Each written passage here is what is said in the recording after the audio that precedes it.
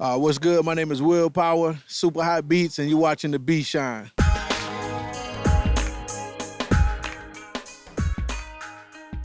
Inspiration for me with music would be my infatuation with hip hop. Basically, man, I just love the energy that was coming from the culture. I was really into the production side of it. So, growing up in South Carolina, down south, I was always trying to find a new hip hop. So we would turn to hip hop from New York. And, it just really inspired me to want to make beats. So, that's pretty much where I'm from.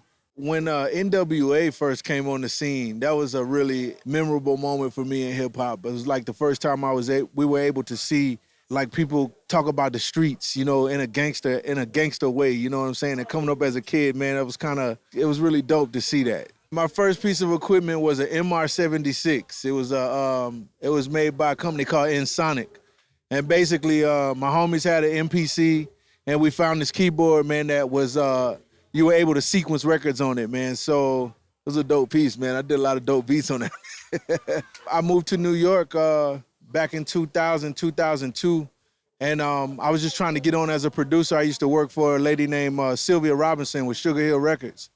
And when I got here and started producing, I ran into an artist named Yellow Wolf. And that's pretty much how I got my career started. We met, he was up here trying to get on as a rapper. I was up here trying to get on as a producer.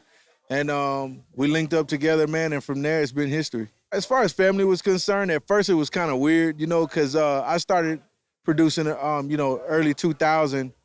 And, my family, they didn't realize that there was a possibility for this to be a career. They didn't really understand what that was. So once I started to get placements and once I started to kind of build a name for myself and, started earning an income doing music, then they started to kind of get an idea of what it was I wanted to do. So now they totally support me, but at first it was kind of weird, I think the biggest challenge that I had to overcome would be just kind of getting out of your own head, and not going for what you see as your destiny.